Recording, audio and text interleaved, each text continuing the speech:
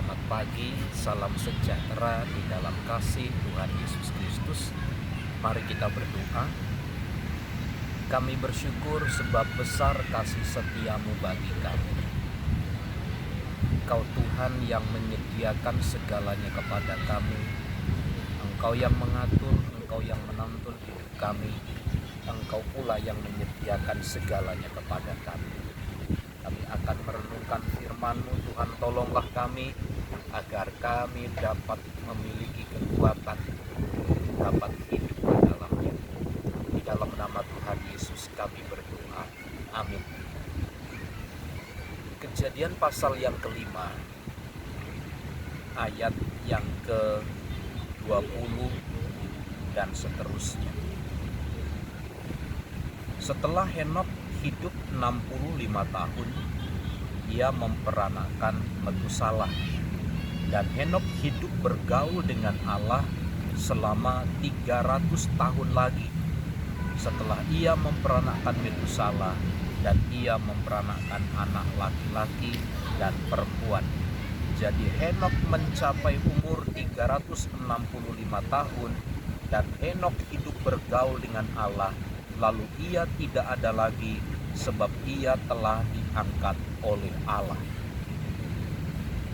Semua orang, Bapak Ibu Saudara, ingin memberi yang terbaik dalam hidupnya.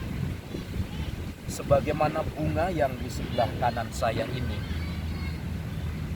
Bunga ini secara tidak langsung ingin memberikan tampilan yang paling indah supaya dapat dinikmati, supaya orang dapat mengenalnya, memahaminya, mengertinya dengan baik.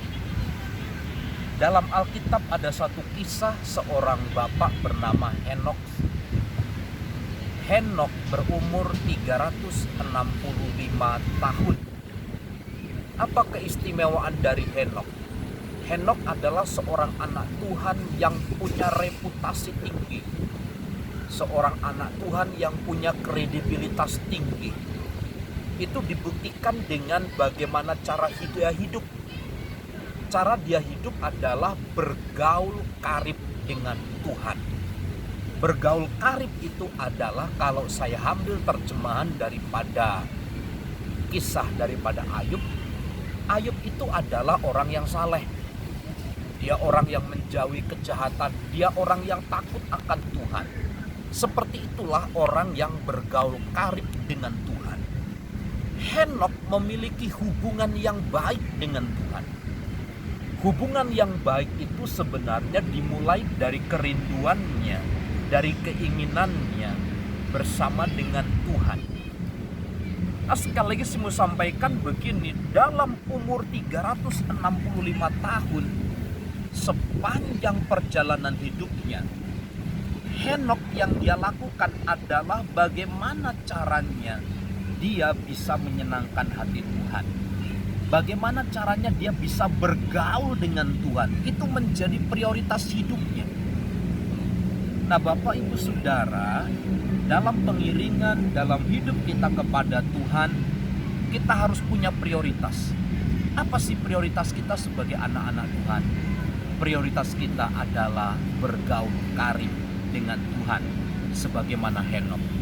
Akhir kisah daripada Henokh kita dapat melihat dia terangkat hidup naik ke sorga. Dan Alkitab tidak menjelaskan, memang tidak ada kuburannya Henokh.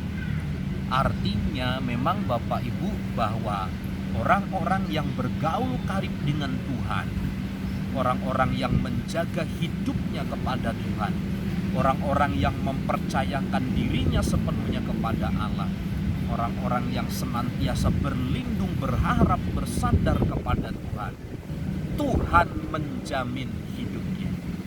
Hari ini banyak pengaruh negatif yang kita dapat rasakan di sekitar kita, dengan keadaan, dengan tekanan, dengan masalah yang muncul.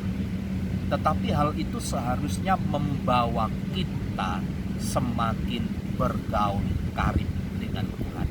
Pastikan hidup Anda dan saya sebagaimana hidup Henokh menjadi orang-orang yang bergaul karib dengan Tuhan. Selamat pagi, selamat beraktivitas. Tuhan Yesus memberkati. Salam.